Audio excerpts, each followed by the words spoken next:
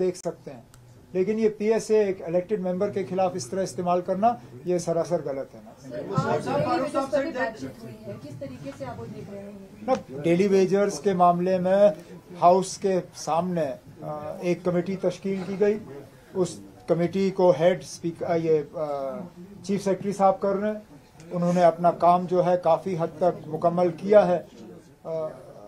थोड़ा सा और काम इसमें करना बाकी है। रिपोर्ट गवर्नमेंट के सामने आ जाए तो फिर हम देख लेंगे उस रिपोर्ट में क्या है और हमें क्या करना होगा। मैं कह नहीं सकता हूँ।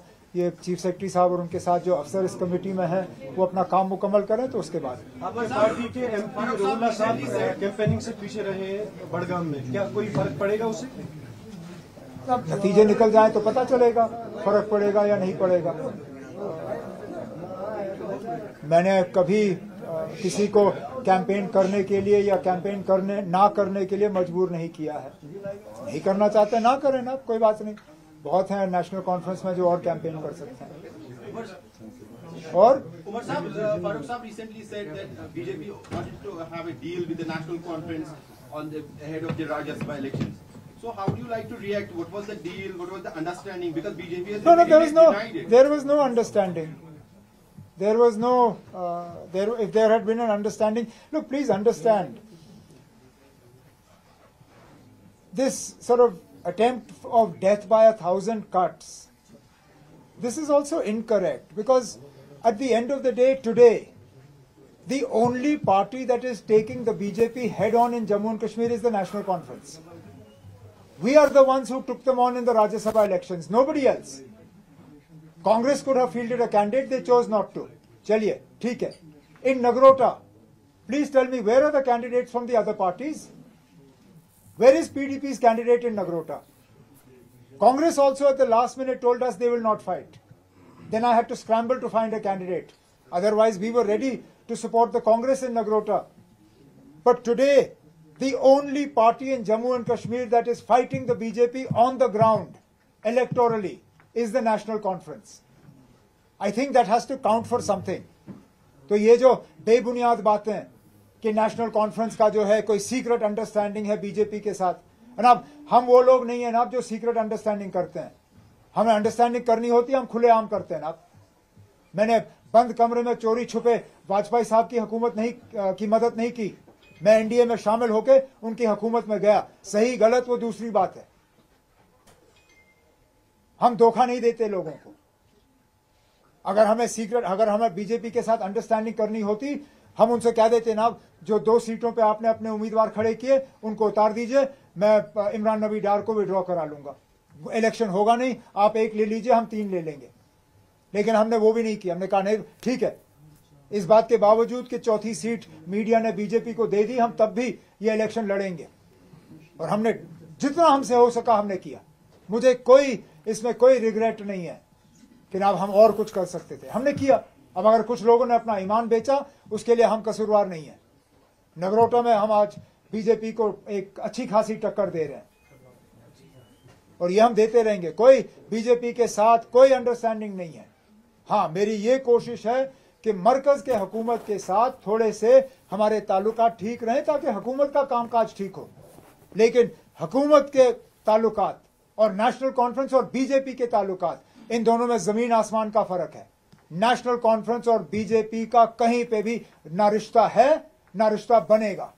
बाकी मेरे ताल्लुकात मरकजी हुकूमत के साथ क्या होंगे वो दूसरी बात। मतलब नगरोटा विधानसभा क्षेत्र की बात की जाए तो वहाँ पर हिंदू मेजोरिटी ज्यादा है, उसके बावजूद भी अपने वहाँ पर मुस्लिम चारा उतारा है, तो आप जीत का दावा वहाँ पर कर रहे हैं। क्यों, आपको क्या लगता है ना आप हिंदू मुसलमान को वोट नहीं देते?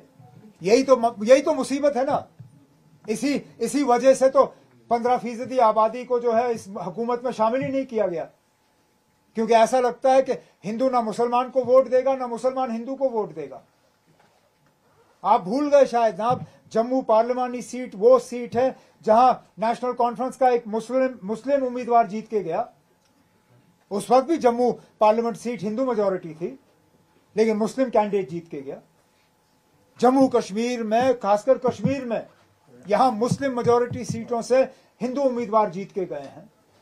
यहां हिंदू मेजोरिटी सीटों से जम्मू कश्मीर में सिख जो हैं वो आए हैं।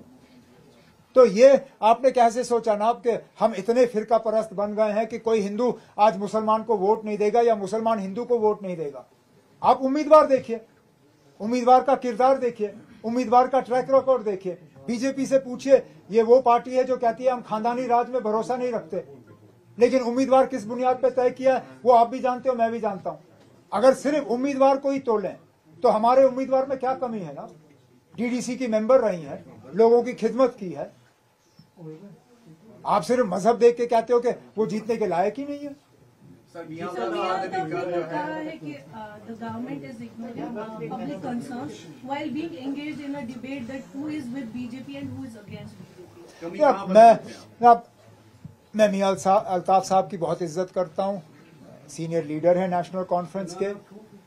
उनका ये बयान पढ़ने के बाद मैंने उनसे फ़ोन पे बात की और मैंने उनसे इसके बारे में पूछा। हालांकि मुझे पूछने की ज़रूरत ही नहीं पड़ी।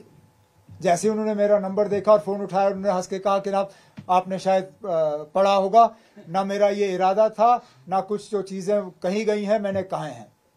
लेकिन उसने ये ज़रूर कहा कि मैंने इतना ज़रूर कहा है कि आप जिस कुर्सी पे बैठे हो आपको सोच समझ के बात करनी चाहिए। वो तो मेरे वालिद साहब भी मुझे कहते हैं। तो इस हिसाब से मेरे वालिद साहब और मियां अल्ताफ साहब में कोई फ़र्क है नहीं, मैं उनको उसी नज़रिए से देखता हूँ। मेरे एक सीनियर साथी हैं, उनका मशवरा मेरे सिर आंखों पे। बाकी मैंने एक उनके बेटे के हैसियत से ही समझ लीजिए, मैंने उनसे ज़रूर एक गुजारिश की। मैंने उनसे कहा, मियाँ साहब जब भी कोई मुझसे बात करनी हो तो मीडिया को छोड़ के आ जाइए ना, बंद कमरे में बात करेंगे, ना उनको पता होगा ना बाकियों को पता होगा, हम ही बात कर लेंगे, उतना ही ठीक है। जम्मू कश्मीर की जो वो उनकी तो मैं बात ही नहीं करूँगा। उनका ना आप किन लोगों को एक प्लेटफॉर्म पे ला रहे हो ना, कहाँ मियां अल्ताफ और कहाँ वो, जमीन आसमान का फर्क ना। सर, जम्मू कश्मीर की जो फिरका वाराना हम आहंगी है जो पहले से ही बरकरार थी, लेकिन अब जो ये मजहबी बातें इसमें की जा रही है, हिंदू मुस्लिम, इसको बरकरार रखने के लिए, उस स्टेट को जोड़ने के लिए आप क्या कर रहे हैं सर? सबसे बड़ी बात यह है ना कि हम इन चीज़ों को ना इन चीज़ों को बढ़ावा देते हैं, ना इन चीज़ों की बुनियाद पे अपना काम करते हैं। मुझे अगर हिंदू मुस्लिम जम्मू कश्मीर ये सब करना होता, मुझे जम्मू से कितनी सीटें मिली ना, नेशनल कॉन्फ्रेंस का एक उम्मीदवार जीता वहां से, बाकी जो हमारी मदद कर रहे हैं वो इंडिपेंडेंट्स हैं। मैंने तब भी जम्मू को डिप्टी चीफ मिनिस्टर दिया, ये समझते हुए कि जम्मू की भी नुमाइंदगी होनी चाहिए। मैंने एक और मंत्री बनाया, मैंने पीर पंचाल से एक मिनिस्टर लिया, सिर्फ ये साबित करने के लिए कि हम मजहब और इन चीज़ों को नहीं, हम जम्मू कश्मीर को जोड़ के चलाना चाहते हैं। बाकी बीजेपी की हमेशा कोशिश रही है कि लोग अलग हो जाएं, बिखर जाएं, आपस में लड़ें, लेकिन हम उनको इन चीज़ों में कामयाब होने नहीं देंगे। हाँ, एक सेकंड, मैंने कहा ना जब तक आप थकते नहीं हो मैं उठूंगा नहीं। थक गए?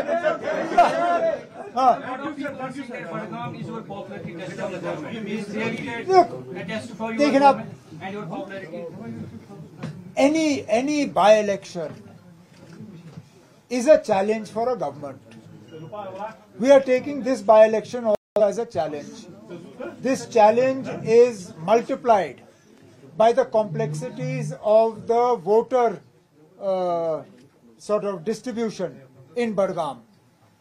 It is also multiplied by some element of internal politics that is playing out. That तो जम्मू कश्मीर के सीएम उमर अब्दुल्ला मीडिया से बात कर रहे थे और इस मौके पर कई बड़े बयान दिए, और इस मौके पर उन्होंने सबसे बड़ा बयान यह दिया कि बीजेपी के साथ न उनका रिश्ता था और न कभी रिश्ता आगे बनेगा। फिलहाल रुकेंगे छोटे से ब्रेक के लिए।